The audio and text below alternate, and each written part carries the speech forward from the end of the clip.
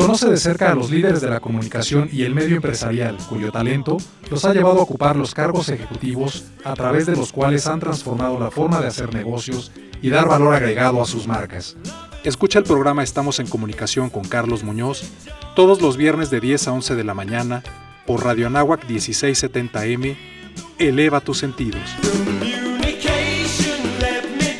Esta tarde tengo el gusto, el privilegio y el gran honor de entrevistar al maestro suizo, de origen suizo, Roger von Gunthen, quien es parte de aquella llamada, ese movimiento, digamos, generacional del movimiento de la ruptura que se dio, si no me equivoco, el maestro ya me corregirá si es así, allá en los años 50, y es padrísimo tener un espacio como mi programa en Radio Anáhuac, estación de la Universidad de Anáhuac, que me permite este tipo de privilegios y de tener la suerte, insisto, de conversar y conocer más a fondo, cosa que muy pocos tenemos el privilegio y la suerte de hacer, conocer más a fondo a personalidades del mundo artístico, como es el maestro Roger von Gunthen, a quien le doy la más cordial de las bienvenidas a esta Zoom Meeting, y por supuesto agradeciéndole su disponibilidad, y también agradecer a su hijo Yves, que nos acompaña desde Suiza, ni más ni menos.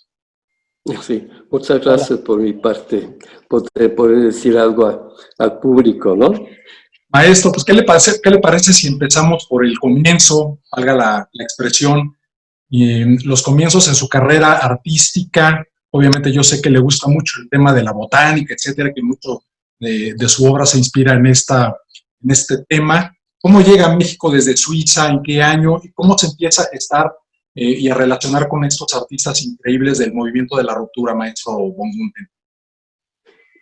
Vine con un amigo alemán y teníamos la idea de viajar por la carretera panamericana recién estrenada hasta Patagonia, pero viniendo a México fuimos a Manzanillo, empecé a pintar, se me acabó el dinero y ya me quedé en México desde entonces. Eso fue en enero 57, creo que el 12 de enero del 57 que llegué a México. Uh-huh. Digo, con el propósito, con la idea de viajar por carretera, por toda la Panamericana, pero nunca llegué a Patagonia. Hasta ahora no. Llega entonces a la Ciudad de México. ¿Qué es lo primero que comienza a hacer artísticamente hablando el maestro Roger von Gunthen? ¿Cómo se da esta relación con grandes artistas? La escuela de arte y había hecho exposiciones y no era el comienzo de mi carrera artística, digamos, sino un traslado a otro continente. Entonces sí, trabajé en Manzanillo, se me acabó el dinero, tenía que ir a México. Llegué justamente anoche del temblor de 57. Me pareció muy grande la ciudad, pero me instalé, luego conocí al señor Colt de la librería alemana, que me recomendó ir a la Galería Sousa. La Galería Sousa me aceptó, me hizo una exposición de dibujos y luego de pintura, y ahí conocí a Manuel Felgueres, a Lilia Carrillo, a otros artistas de esa llamada generación de ruptura. Con el tiempo, no el mismo día, pero poco a poco. Era la comunidad artística era bastante solidaria entonces. Todos íbamos a nuestras exposiciones, íbamos a comer, cenar juntos. Había mucho contacto, muy diferente ahora donde no existe, donde todo es mucho más grande y más complicado. Maestro, ¿por qué escoger México? ¿Qué encontró en México? Un país totalmente diferente. Me acuerdo cuando llegué, entramos por Laredo, una tarde a la 1:30, con calor, con mucha gente. Yo traía mi flauta, tocaba flauta también.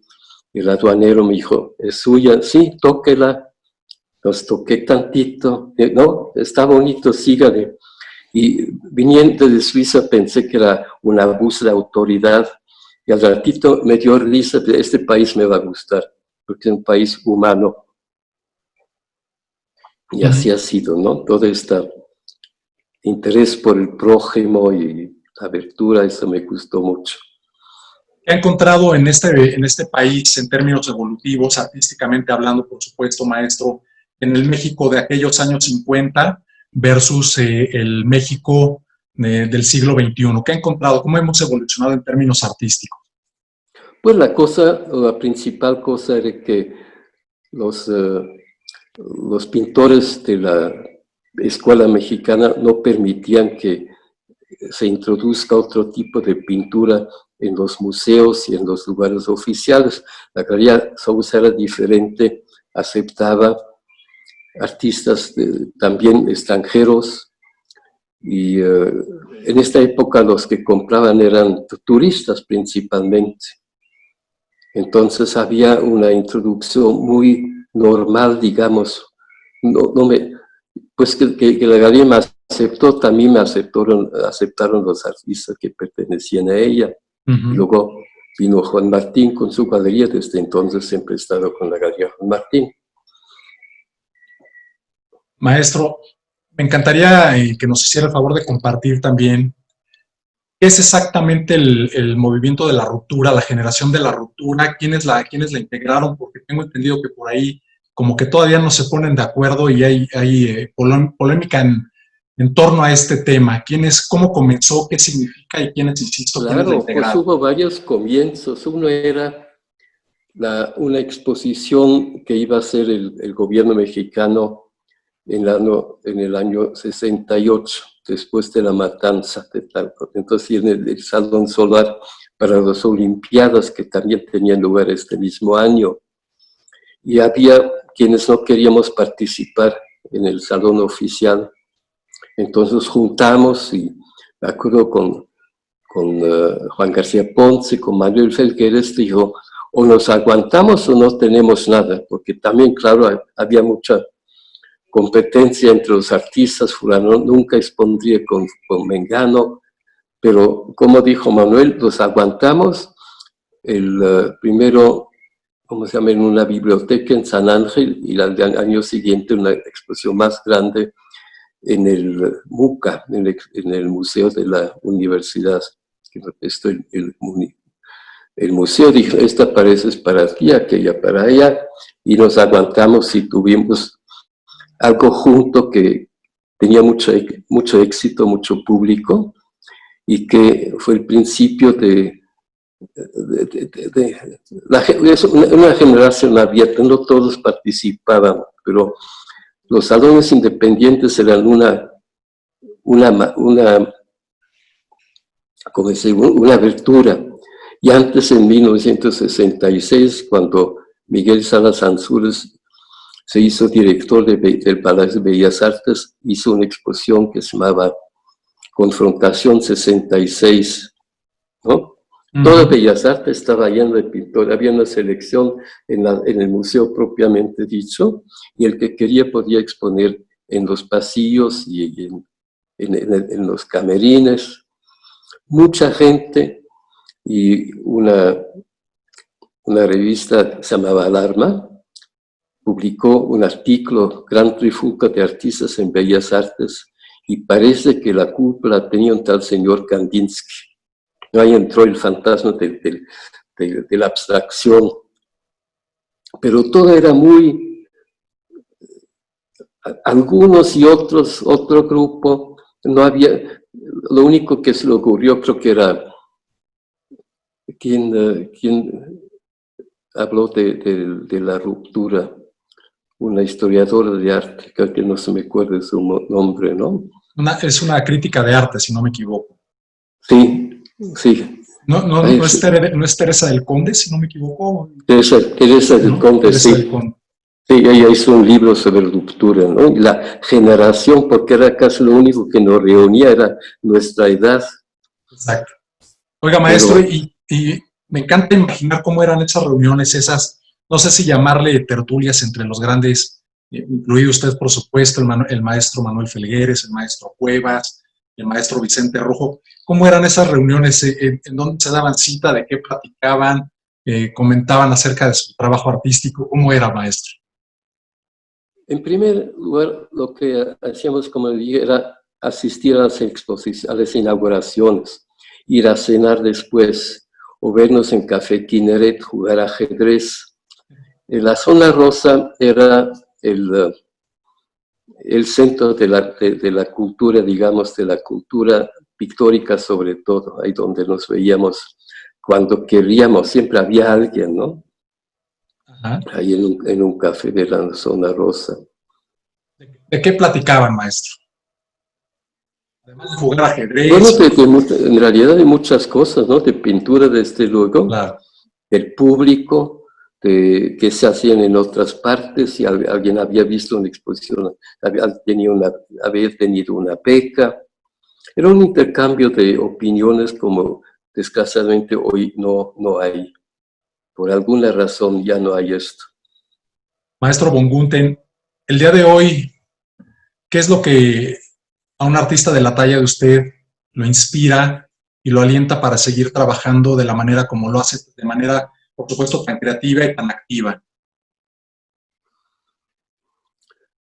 Pues casi la necesidad de aplicar pintura sobre una superficie, ¿no? Uh-huh. Porque, como le digo, con la Galería Juan Martín yo siempre he podido vivir donde quería, no tenía que vivir en la ciudad porque la galería se ocupaba de las exposiciones y todo.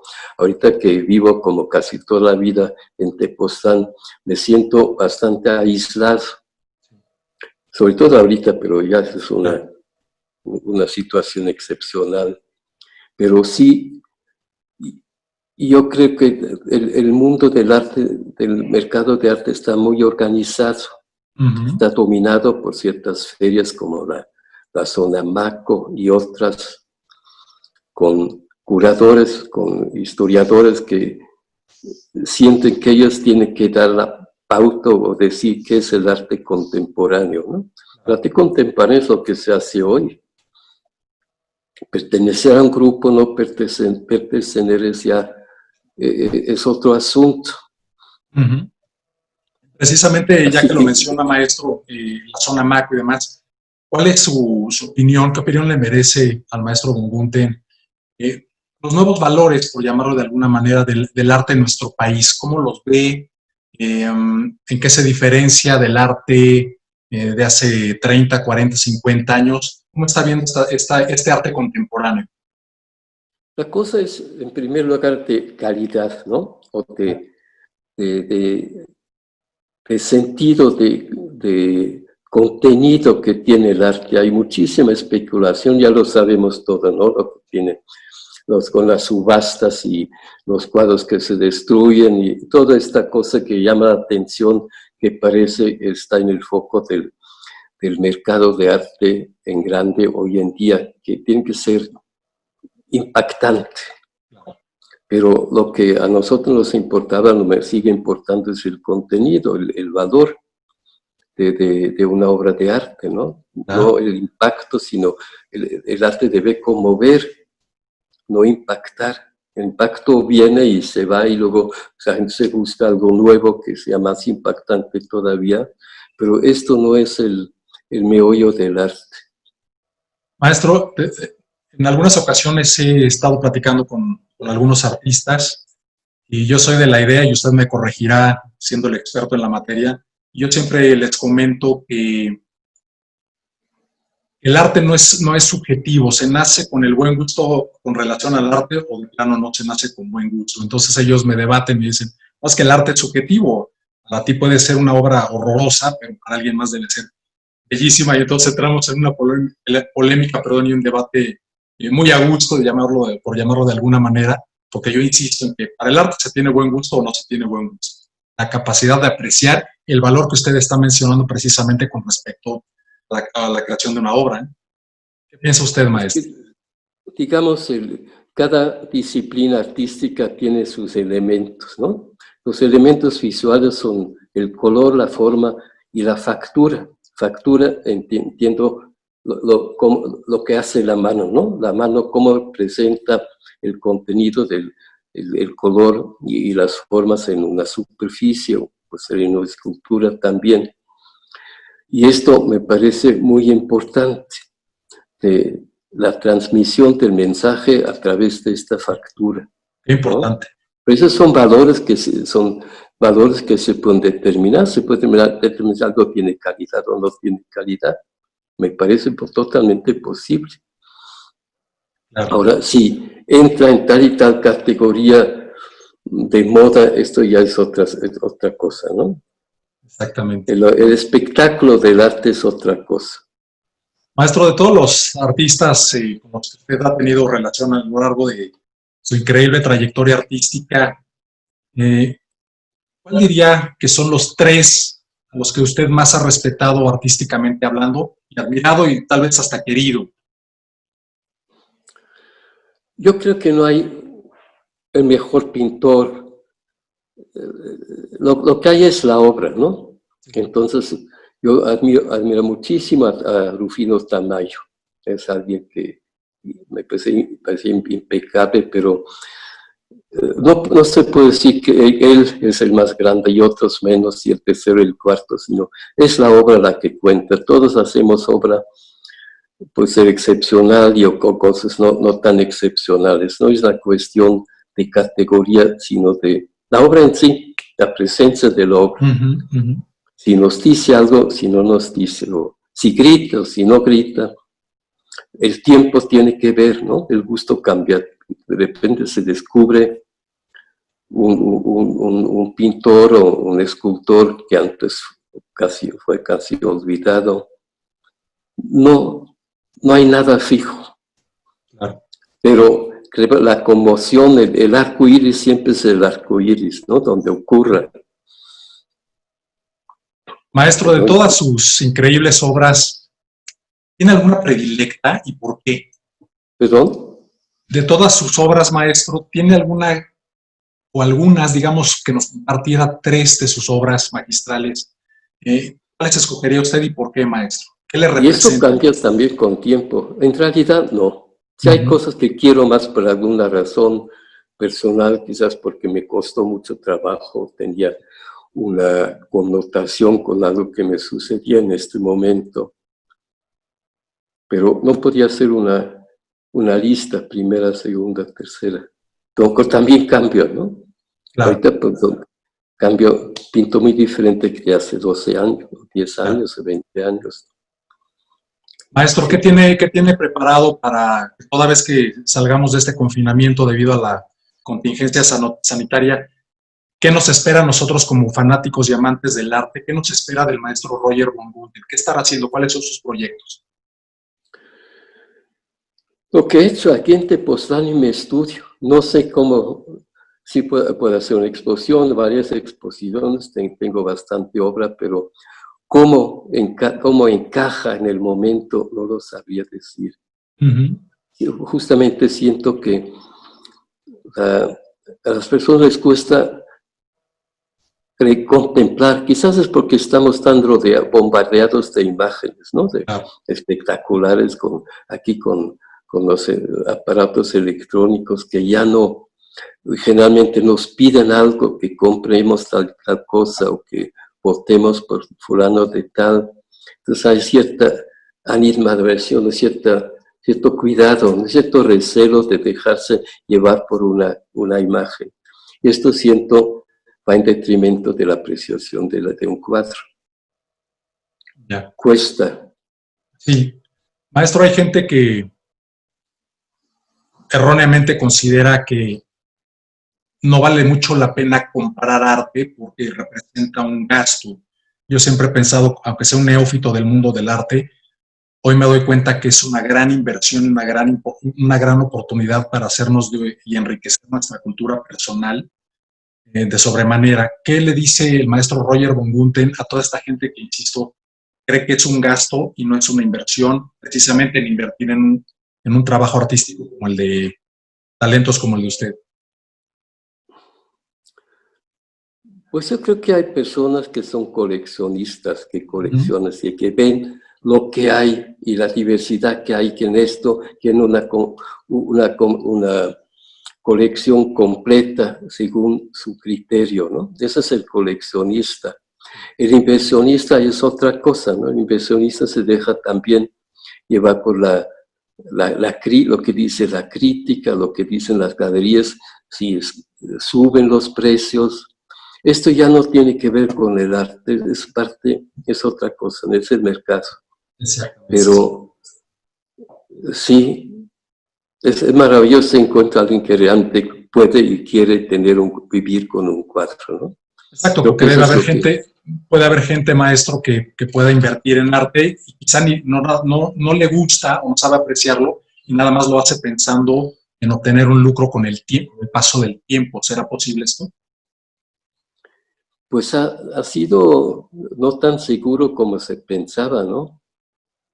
Ahora, hoy en día, donde el mercado de arte se ha vuelto tan espectacular y especulativo, ya no rigen las mismas cosas, ¿no? Entonces,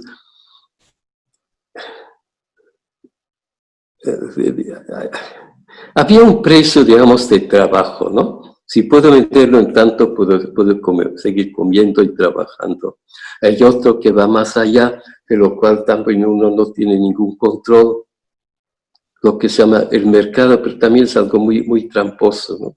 Que puede ir por un lado y luego va por otro lado. Y mucha gente, los coleccionistas, los inversionistas se recelan de esto, ¿no? Dicen, sí, yo pensaba que esto iba a subir, pero no ha subido, o no, ya no se considera contemporáneo. Pero esos son juegos especulativos. Así es. Y yo coordino un taller de pintura aquí en Tepoztlán, que salió naturalmente, yo no quería enseñar cómo pintar, pero resulta que he dado muchas veces un curso de color de Johannes Itten, que aprendí en la escuela donde estudié, y al final los miembros, ¿y por qué no seguimos? Entonces se dio la curiosa situación que personas ya con formación artística y una carrera, digamos, trabajen juntos. Esto es muy difícil que se dé, pero se dio y hemos hecho cosas excepcionales, siento yo, con trabajar juntos, no temer que el otro puede robar al otro un secreto, ¿no? Incluso hacemos cosas, hasta podemos decir, vamos a pintar un cuadro malo, un cuadro que me parece malo. Hacer lo que uno hace en su estudio, donde todo tiene cierto ambiente, cierta tradición, ¿cómo decir? Cierta situación lógica. Crear un lugar donde se trabaja, donde cualquier lógica es válida por el momento. Y eso ha sido muy fértil, creo, pero también veo que los trabajos que se ha hecho en este taller también dificultan de ser aceptados. Así es. Siento que son demasiado vivos, no son practicables, no pertenecen a la categoría, sino simplemente están vivos. Son organismos imaginarios. Maestro, todo aquel que pinta, esculpe, dibuja, diseña, etcétera, ¿puede llamarse como un artista o puede ser un simple escultor, un simple pintor? ¿En dónde encontraríamos la diferencia entre un artista verdadero y alguien que nada más pinta, que puede ser un pintor, un escultor, etcétera? ¿Cómo podríamos catalogarlos? Pues había que preguntar por qué alguien pinta, por qué le gusta pintar, porque el momento que alguien pinta, siente lo que hace con la mano, siente lo que se produce con la acuarela, con óleo. Hay muchos factores muy ¿cómo se llama? Muy sensoriales que hacen que uno es artista o no. El que dice, yo tengo cierta facilidad con la composición, con los colores, puede ser casi me otra vez la palabra. Ahorita le encontramos un sinónimo, maestro. ¿No? Sí. Se subdivide una superficie, pero para un artista esta superficie es un espacio pictórico. Es un espacio, aunque sea físicamente una superficie. Y esa es quizás la diferencia entre un artista y un alguien que, no se me ocurre la palabra, al que hace obra. Yo también aprendí eso en la escuela, ser diseñador, ¿no? Diseñador, tú divide una superficie de una manera agradable, pero en el arte hay algo más, justamente porque lo que veamos, lo que es físicamente superficie, se vuelve un espacio. Maestro, cuando usted concluye un trabajo creativo de la talla de usted, por supuesto, ¿qué siente? ¿Qué le transmite su obra?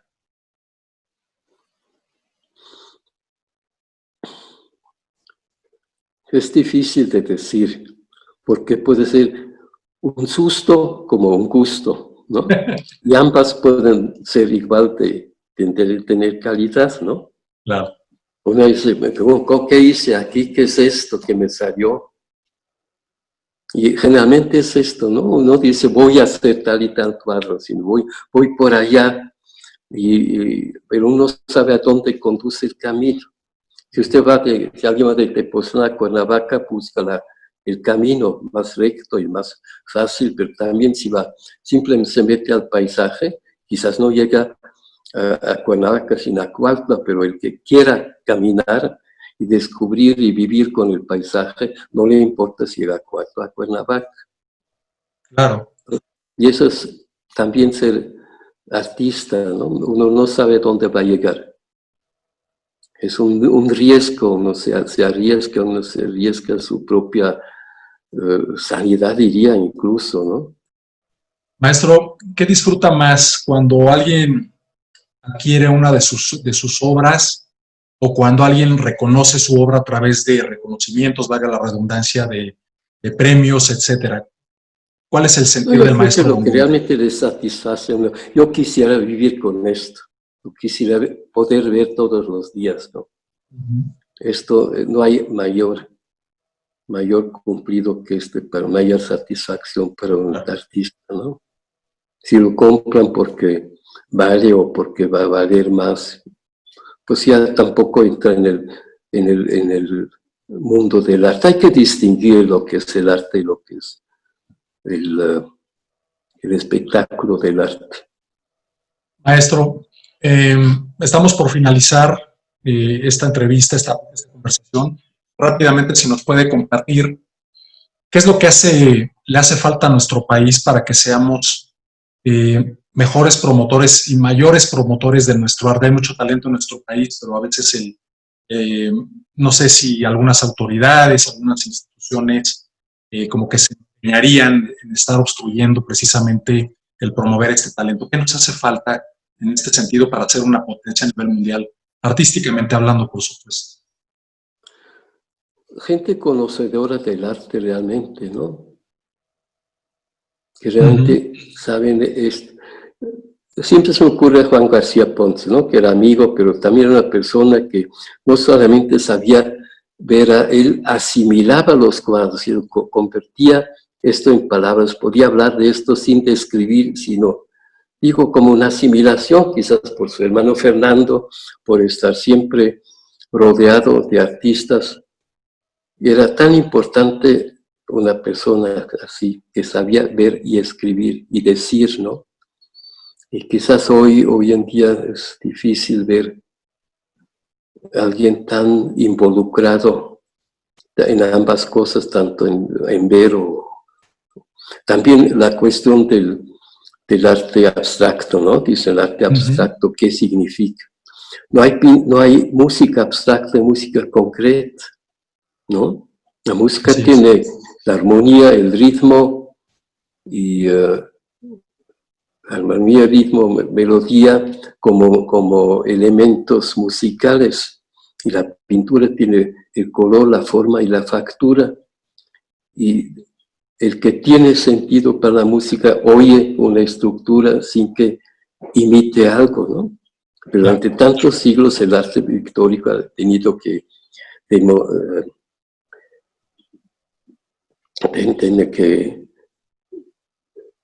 rendir homenaje al poder, ¿no? Los poderosos, y tenía que ser, y que no se viera la mano que fuera, dice, no, casi vive, este retrato casi vive, pero la piel casi vive, pero no es la piel que tiene que vivir, sino la superficie del cuadro.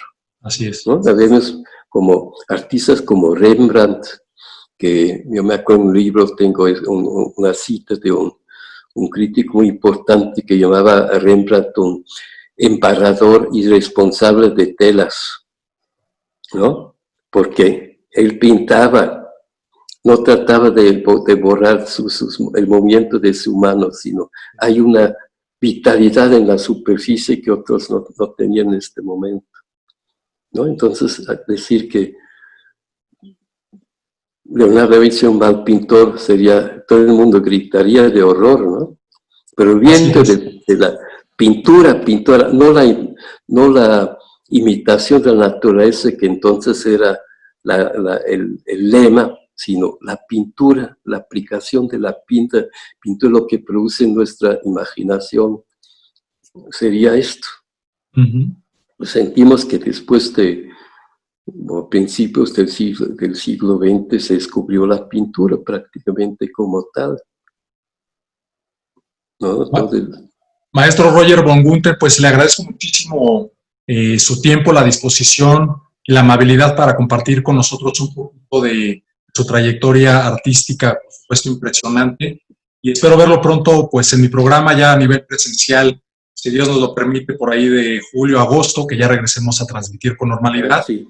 Y mientras ¿Me tanto permite un comentario? Sí, por favor, Usted dice que era un pintor suizo, es un pintor de origen suizo, pero desde el año 1980 tengo la nacionalidad mexicana. Siento que durante 60 años he participado en la vida pictórica mexicana, que me puedo también llamar un pintor mexicano. Totalmente. ¿No? Ya orgullosamente mexicano, maestro. Sí, ándale, sí. Le mando muchos abrazos y por supuesto también muchos abrazos a su hijo Yves, que estuvo presente nada más aquí a la vuelta en Suiza. Sí, en Suiza, sí. Verificando sí, que todo resultara a pedir de boca. Sí. Cuídese mucho, maestro, y espero verlo pronto en la Universidad de Anáhuac. Bueno, con todo gusto, claro. Gracias a usted. Gracias, maestro. Gracias, Yves. Cuídense mucho. De nada. Estamos en comunicación. Chao. Esta fue una emisión más del programa Estamos en Comunicación con Carlos Muñoz. Carlos Muñoz, un programa con mensaje transmitiendo desde Radio Anáhuac 1670M. Eleva tus sentidos.